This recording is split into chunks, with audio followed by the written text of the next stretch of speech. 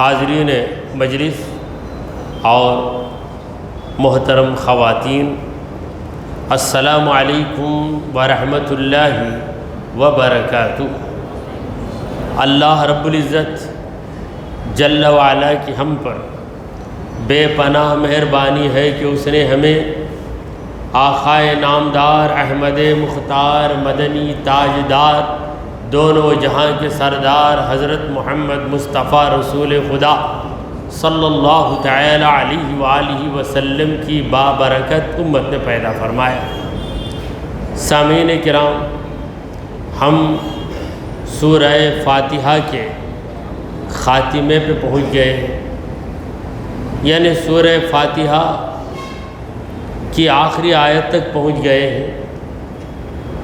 اس آیت میں اللہ تبارک و تعالی ہمیں دعا کی تعلیم دے رہا۔ دعا مانگنا ہمارا فرض ہے، ہماری ضرورت، ہماری حاجت ہم اللہ سے عرض کرتے ہیں، یہ ہمارا فرض ہے، مگر دعا کیسے کی جائے یہ ہمیں پتہ نہیں۔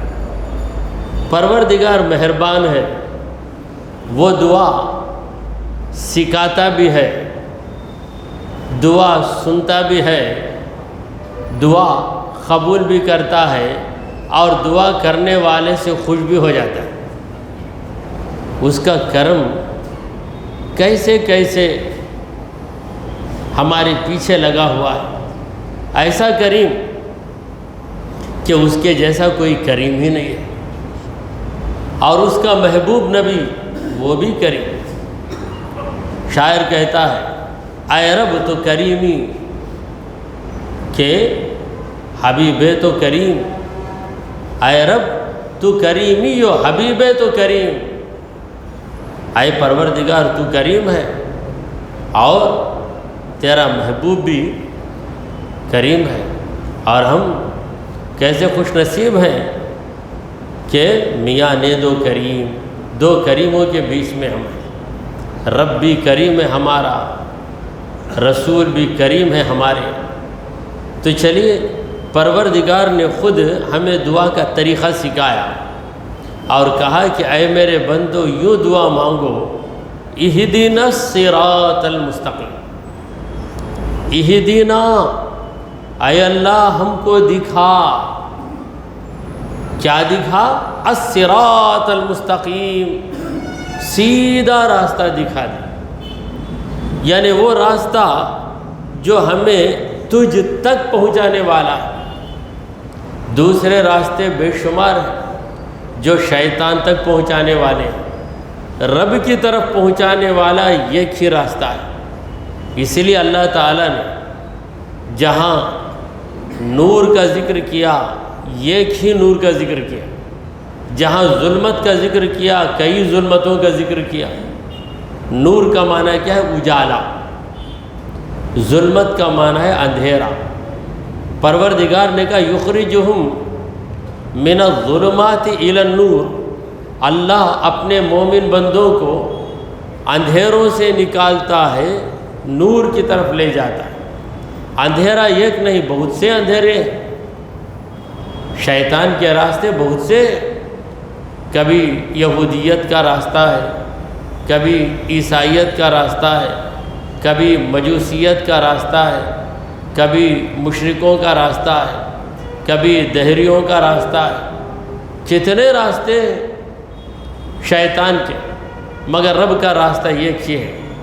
اللہ نے کہا اے میرے محبوب آپ کہہ دیجئے وَأَنَّ هَذَا صِرَاطِي مُسْتَقِيمًا فَاتَّبِعُوهُ، اے لوگوں سنو میرا یہ راستہ یہی سیدھا راستہ ہے، اس کی تم پیروی کرو۔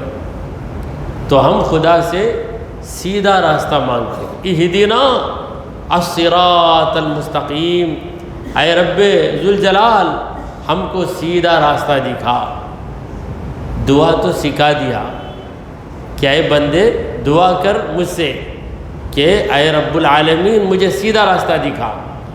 اب سیدھا راستہ کیا ہے؟ سیدھا راستہ کون سا ہے؟ یہ بندہ نہیں جانتا، خدا نے سیدھا راستہ کیا ہے اس کا بھی پتہ دے دیا۔ دیکھ کتنا مہربان استاد، سکھاتا بھی ہے، سوال نامہ تیار کرتا ہے اور اپنے شاگرد کو سوالات بھی بتا دیتا ہے کہ یہی سوالات آئیں گے، تو شاگرد پر وہ کتنا بڑا مہربان ہے کہ پہلے ہی بتا دیا تاکہ شاگرد پریشان نہ ہو۔ تو اللہ تعالیٰ نے بندے کو سیدھا راستہ کیا ہے بتا دیا تاکہ بندہ پریشان نہ ہو۔ تو وہ سیدھا راستہ کیا ہے؟ صراط الذین انعمت علیہم، اے پروردگار وہ راستہ ہمیں دکھا جو ان لوگوں کا راستہ ہے جن پر تو انعام کیا ہے، جن پر تیری نعمت اتری ہے، ان لوگوں کا راستہ ہمیں دکھا۔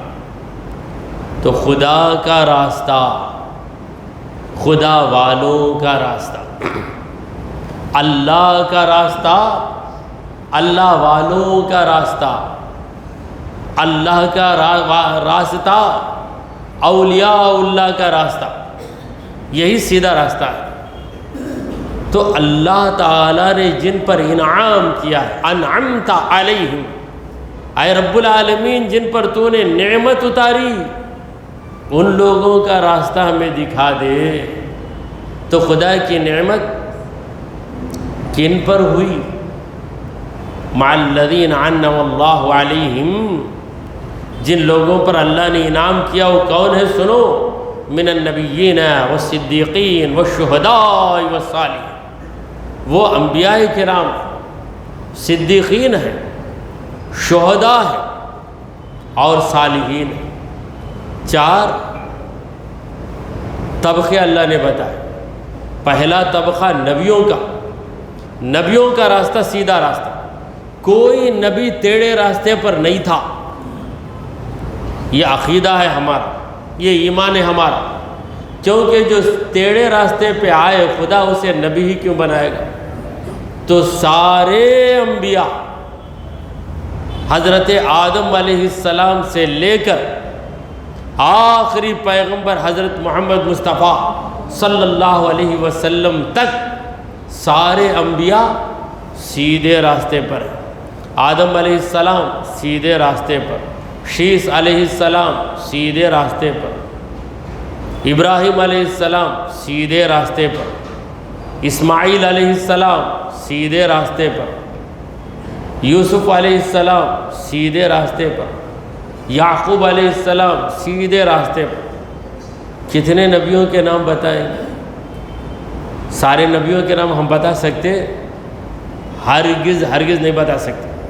قرآن مجید میں 25 نبیوں کا نام لیا گیا ہے، اور چند نبیوں کے نام نبی کریم صلی اللہ علیہ وسلم نے ہمیں بتائے۔ نبیوں کی تعداد کیا ہے؟ کم و بیش 1,24,000 انبیاء، 1,24,000 یہ عدد تو ہے، مگر احتیاطاً ہم کہتے ہیں کم و بیش۔ کم و بیش کا مطلب کیا؟ 1,24,000 یا اس سے کچھ کم بھی ہو سکتی ہے تعداد، یا اس سے کچھ بڑھ کر بھی ہو سکتی ہے۔ ایکیوریٹ بالکل صحیح تعداد ہمیں نہیں معلوم، جیسے ہم کہتے ہیں مور آر لیس، مور بھی بولتے ہیں لیس بھی بولتے ہیں، مور آر لیس، تو اسے کم و بیش، کم زیادہ یا وہی عدد۔ تو سارے نبیوں کے نام کوئی بتا نہیں سکتا، اور قرآن مجید میں اللہ تعالیٰ نے فرمایا منہم من قصصنا علیک ومنہم من لم نقصصہم علیک۔ اے نبی، اس قرآن میں ہم نے چند نبیوں کے واقعات آپ کو سنائے ہیں، ومنہم من لم نقصصہم علیک، اور چند نبیوں کے نام ہم نے بتائے ہی نہیں، ان کے واقعات سنائے ہی نہیں۔ بہرحال ہمارا اجمالی عقیدہ یہ ہے کہ سارے انبیاء، سارے نبی سیدھے راستے پر ہیں۔ تو نبیوں کا راستہ سیدھا راستہ ہے، اور ایک کا راستہ دوسرے کے راستے سے جدا نہیں ہے۔ ہر نبی نے یہی کہا کہ تمہارا خدا ایک ہے، تمہارا معبود ایک ہے، اسی کی عبادت کرو۔ یا ایھا الناس اعبدوا ربکم الذی خلقکم، اے لوگو تمہارے رب کی عبادت کرو جس نے تمہیں پیدا کیا، ما لکم من الہ غیرہ، اس کے سوا کوئی تمہارا معبود نہیں ہے۔ یہ پیغام آدم علیہ السلام سے چلا ہے، ہر نبی نے اپنی اپنی امت کو یہی پیغام دیا ہے، یہاں تک کہ آخری پیغمبر حضرت محمد مصطفیٰ رسول خدا صلی اللہ علیہ وسلم نے بھی اپنی امت کو یہی پیغام دیا۔ ایسا نہیں ایک نے کہا، ایک نبی نے کہا کہ اللہ کی عبادت کرو، دوسرے نے کسی اور کی عبادت کا حکم دیا، ایسا نہیں ہے۔ سارے نبیوں نے ایک ہی بات بتائی، اور سارے نبیوں کا راستہ سیدھا راستہ ہے، اور ہر نبی نے یہی کہا کہ مرنے کے بعد تمہیں دوبارہ زندہ کیا جائے گا۔ موسیٰ علیہ السلام نے بھی یہی کہا، ہارون علیہ السلام نے بھی یہی کہا، یحییٰ علیہ السلام نے بھی یہی کہا، زکریا علیہ السلام نے بھی یہی کہا، اور عیسیٰ علیہ السلام نے بھی یہی کہا۔ ہر نبی نے یہی کہا کہ جنت دوزخ دو مقامات ہیں، خدا کے مومن بندے جنت میں جائیں گے، جو لوگ خدا کا انکار کرتے ہیں، خدا کے پیغمبروں کی توہین کرتے ہیں، وہ جہنم میں جائیں گے۔ یہ پیغام آدم علیہ السلام نے بھی سنایا، موسیٰ علیہ السلام نے بھی سنایا، عیسیٰ علیہ السلام نے بھی سنایا، اور ہمارے پیغمبر حضرت محمد مصطفیٰ صلی اللہ علیہ وسلم نے بھی سنایا۔ تو تمام نبیوں کا راستہ ایک ہی راستہ، اور وہ راستہ سیدھا راستہ ہے۔ تو اللہ نے پہلا جو طبقہ، پہلی جماعت جن لوگوں کی ذکر فرمائی وہ ہے من النبیین، وہ انعام یافتگان جن پر خدا کی نعمت اتاری گئی، وہ لوگ کون ہیں؟ نبی ہیں۔ اب نبی کے بعد دوسرا طبقہ، پہلا طبقہ، پہلی کیٹیگری نبیوں کی، دوسری کیٹیگری، دوسرا طبقہ کس کا ہے؟ صدیقین۔ یہ صدیق کون ہوتا ہے؟ صدیق زیادہ سچا، مگر صدیق اسے کہتے ہیں جو نبی کی 100% پیروی کرے، 100% نبی کی بات پہ عمل کرے، نبی کے کام کو اپنائے، نبی کی رضامندی کے مطابق زندگی گزارے، سرے منہ نبی کی خلاف ورزی نہ کرے۔ سرے منہ اردو کا لفظ ہے، شاید کوئی نہ سمجھے اس لیے اس کی بھی وضاحت کر دیتا ہوں۔ فارسی میں بال کو منہ کہتے ہیں، منہ یہ مبارک۔ سر کا معنی ہے بال کا سر، یعنی بال کا جو سرا اتنا چھوٹا ہوتا ہے، اتنی برابر بھی پیغمبر کی جو مخالفت نہیں کرتا اسے کہتے ہیں صدیق۔ اب صدیق کے بعد کس کا درجہ؟ شہید کا۔ شہید کسے کہتے ہیں؟ اللہ اکبر، راہ خداوندی میں نبی کے پیغام پر قائم رہ کر اپنی جان قربان کرنے والے۔ لیکن شہید کا درجہ صدیق کے بعد، شہید کا درجہ صدیق کے بعد ہے، کیونکہ شہید کو یہ فضیلت تو حاصل ہے کہ اس نے اپنی جان قربان کی، مگر پیروی میں وہ صدیق کے برابر نہیں۔ کے بعد اور شہید کے بعد صالحین من النبیین والصدیقین والشہداء والصالحین، صالح نیک آدمی، یعنی اپنی طاقت بھر نیکی کرتا ہے، کہیں کہیں اس سے غلطی بھی ہو جاتی ہے، توبہ کر لیتا ہے، غلطی ہو گئی تو توبہ کر لیتا ہے۔ تو یہ ساری جماعتیں، نبیوں کی جماعت، صدیقین کی جماعت، شہداء کی جماعت، صالحین کی جماعت، یہ سب ایک ہی راستے پر ہے، اور سب کا منبع، سر چشمہ، مصدر اور اوریجن کون؟ انبیاء کرام۔ تو تمام نبیوں کے راستے یہ تھے، اور اب ہم کو کس نبی کی پیروی کرنا چاہیے؟ تمام نبیوں کو ہم تسلیم کر رہے ہیں اور تمام نبیوں کا وہی عقیدہ ہے، مگر شریعت جدا جدا ہے۔ موسیٰ علیہ السلام کی شریعت الگ، عیسیٰ علیہ السلام کی شریعت الگ، اور ہمارے پیغمبر محمد مصطفیٰ صلی اللہ علیہ وسلم کی شریعت الگ۔ شریعت بدلتی ہے مگر کیا نہیں بدلتا؟ عقیدہ نہیں بدلتا، عقیدہ ایک ہی ہے، طریقہ بدلتا ہے۔ دیکھیے روزہ، یہ یہودیوں پر ہفتے میں ایک روزہ فرض، ہر ہفتہ روزہ رکھتے، ایوری سیٹرڈے یہودی روزہ رکھتے۔ نصرانیوں کے پاس عیسیٰ علیہ السلام کی شریعت میں ہر مہینے میں 3 دن روزہ رکھنا، 13ویں 14ویں 15ویں کا روزہ، اور ہماری شریعت میں حضرت محمد مصطفیٰ رسول خدا صلی اللہ علیہ وسلم کی شریعت میں مہینہ بھر روزہ رکھنا، مہینہ بھر یعنی رمضان کا مہینہ، چاند دیکھ کر روزہ رکھو، چاند دیکھ کر روزہ چھوڑو۔ رسول کریم صلی اللہ علیہ وسلم کا فرمان عالی شان ہے، صوموا لرؤیتہ وافطروا لرؤیتہ، اے مومنو چاند دیکھ کر روزہ رکھا کرو اور چاند دیکھ کر روزہ چھوڑا کرو، یعنی عید مناؤ چاند دیکھ کر، روزے شروع کرو چاند دیکھ کر۔ اسی لیے نماز تراویح کو شروع کرنے سے پہلے ہم انتظار کرتے ہیں کہ چاند کی خبر آ گئی کہ نہیں۔ اگر چاند کی خبر آ گئی تو تراویح شروع کر دیتے ہیں، کیونکہ رمضان لگ گیا ہے۔ تو یہ صراط مستقیم، نبیوں کا راستہ، شریعتیں جدا جدا ہیں، کسی شریعت میں کوئی چیز جائز اور کسی شریعت میں کوئی چیز وہی چیز ناجائز۔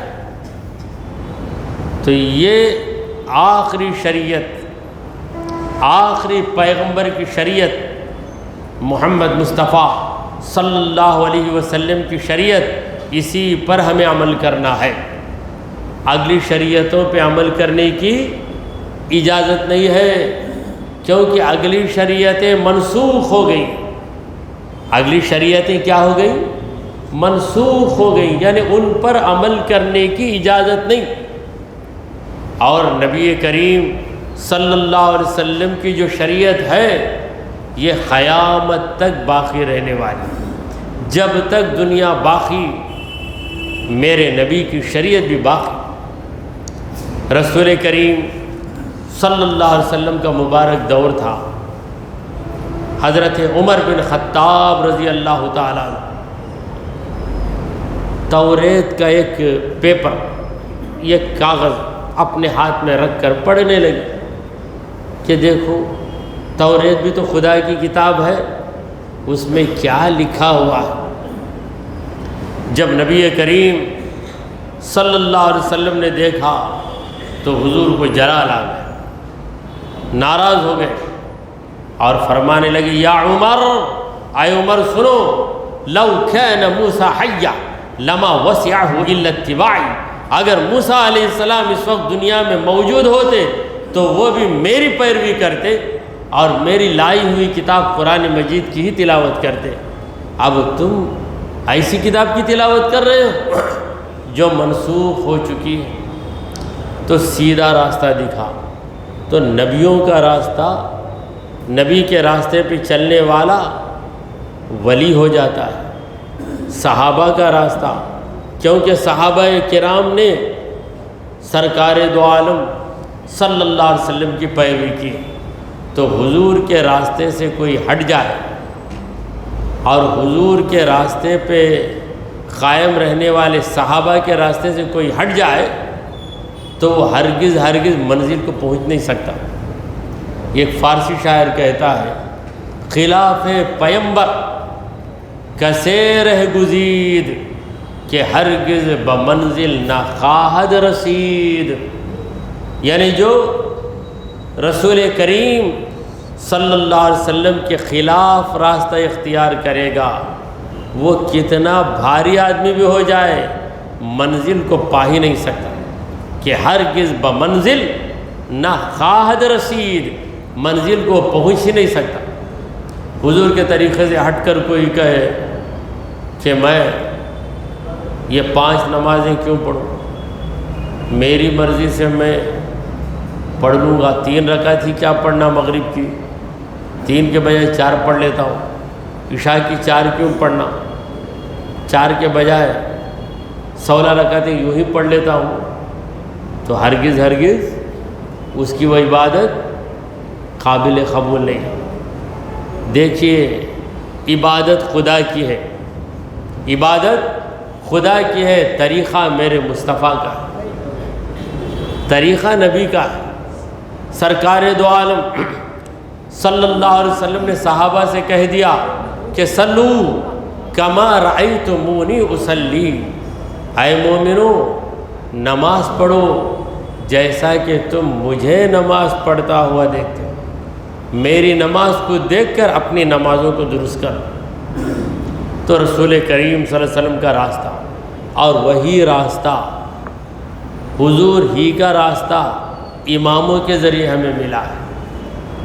حنفی امام ابو حنیفہ کی تقلید کرتے ہیں، شافعی امام شافعی کی تقلید کرتے ہیں، اور مالکی امام مالک کی تقلید کرتے ہیں، اور پھر حنبلی امام احمد بن حنبل کی تقلید کرتے ہیں۔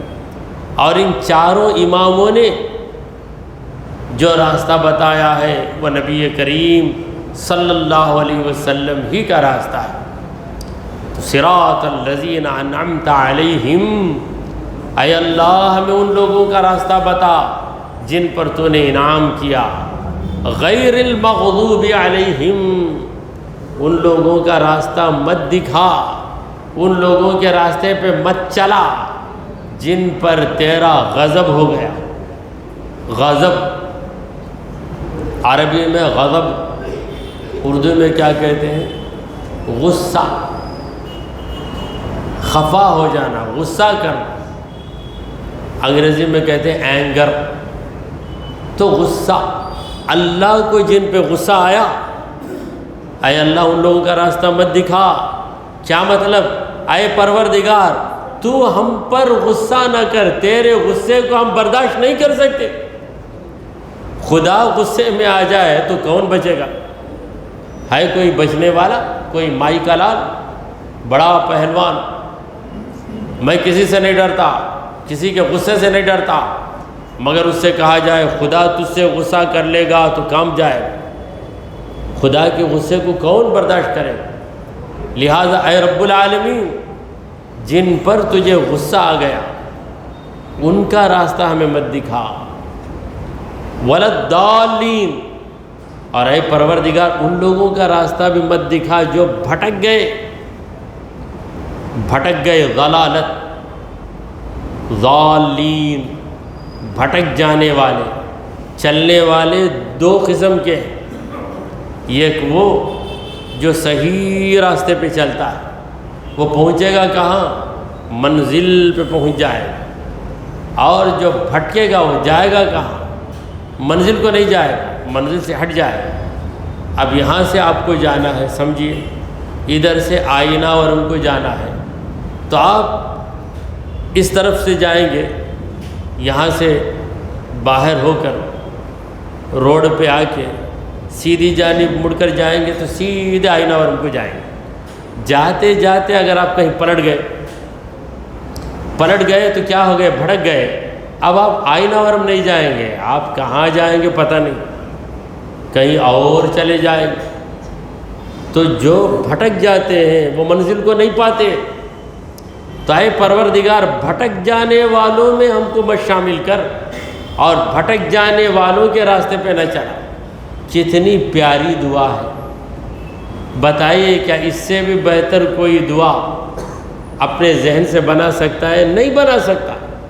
یہ رب کی سکھائی ہوئی دعا، اور خدا چاہتا ہے کہ بندہ یہ دعا بار بار کرتا رہے، بار بار کرتا رہے۔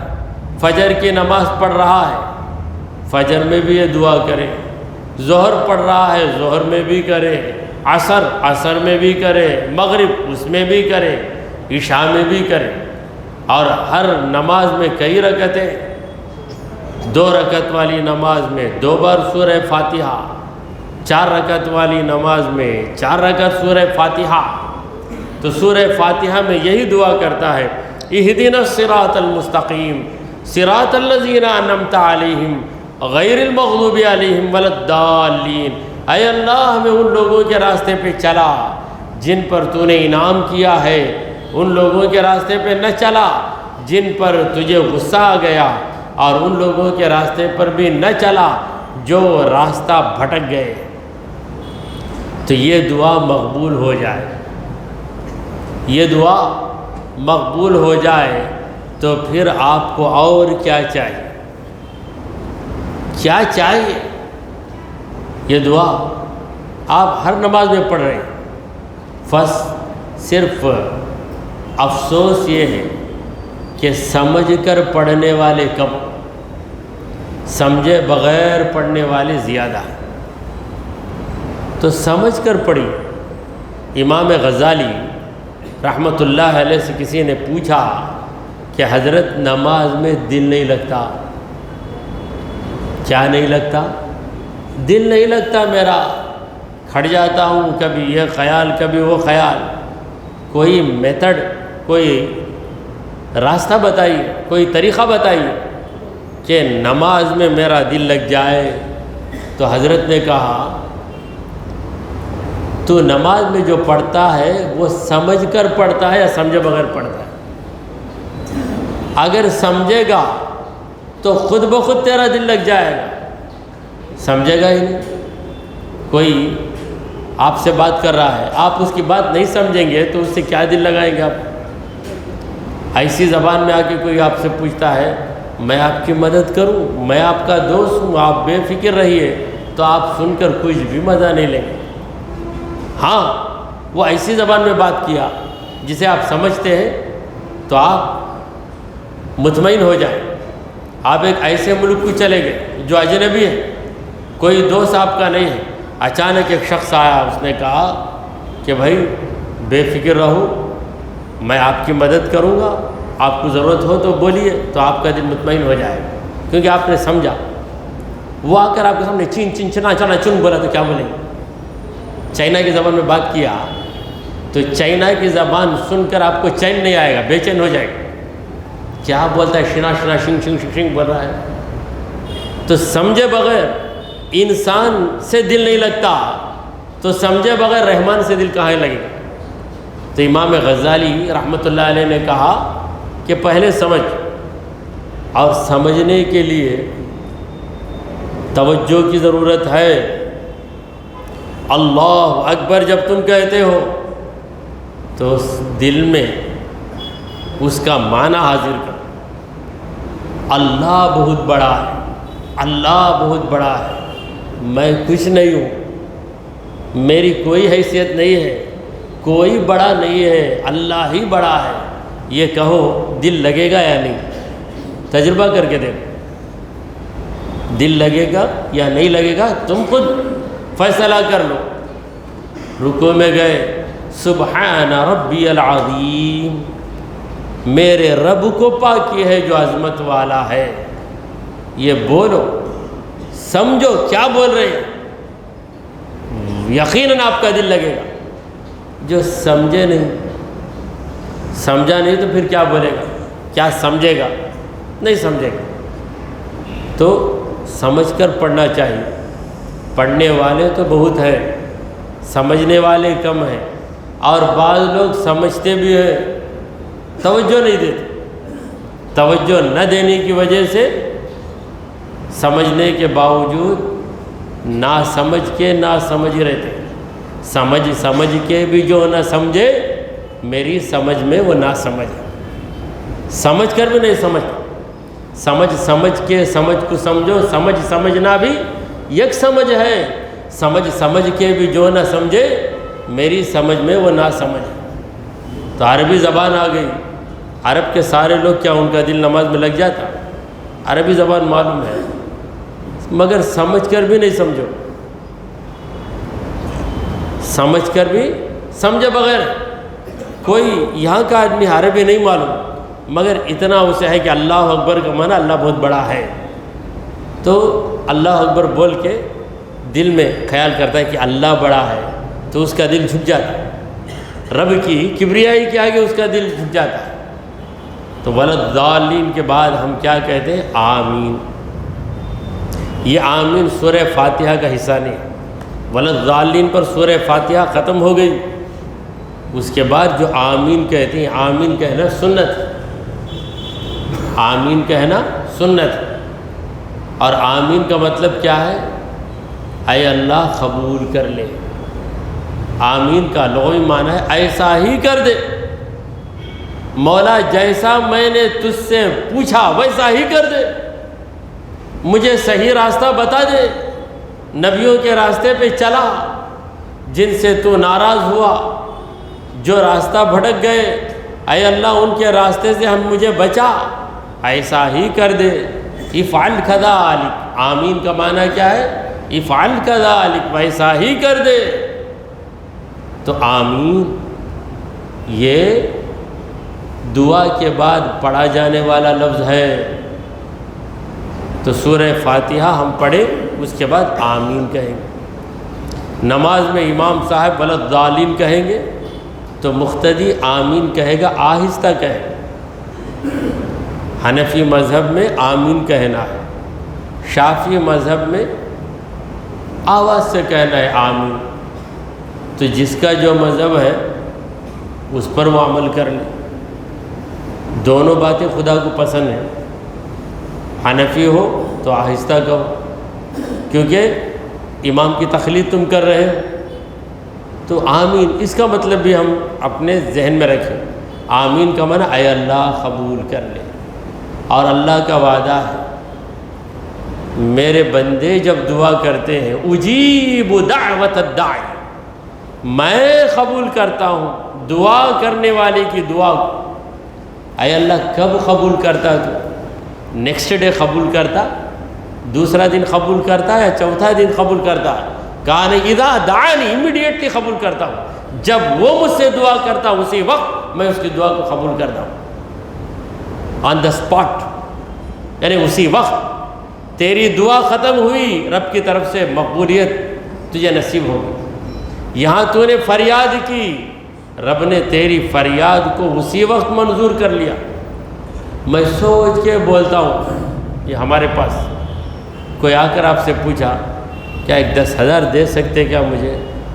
بھائی ذرا سوچ کے بولنا، بھائی میرا بجٹ دیکھنا، میرا لیڈجر دیکھنا، کتنے پیسے ہی دیکھنا، مجھے کیا کیا کمٹمنٹس ہیں، میرے کیا کیا خرچے ہیں، دیکھ کر فوراً پوچھے تو کیسا بولنے ہوگا تم نا؟ یہ بندہ بول سکتا، پوچھتے ہی کیسا بھائی جواب دو، اب بھی بول کے خدا بولتا پوچھ، جب پوچھے گا اسی وقت میں کہتا ہوں منظور۔ اجیب دعوت الداعی اذا دعانی، اذا ظرفیہ، یعنی جب وہ مجھ سے دعا کرتا ہے، جب دعا کرتا ہے تب قبول کرتا ہوں، جب مانگتا ہے، جب مانگتا ہے تب نوازتا ہی رہتا ہوں۔ دعا کیجئے کہ پروردگارا ہم نے جو کچھ کہا اور سنا اسے قبول فرما لے۔ اے اللہ ہمارے گناہوں کو معاف فرما، ہماری خطاؤں کو درگزر کر دے۔ اے رب کریم ہمیں سیدھے راستے پر چلا، تیرے انبیاء تیرے اولیاء کے راستے پر چلا، شیطانوں کے راستے سے ہمیں بچا لے۔ اے رب کریم ہمارا خاتمہ ایمان کی حالت میں فرما۔ وصلی اللہ تعالی علی خیر خلقہ سیدنا و مولانا محمد وعلی آلہ و صحابہ اجمعین۔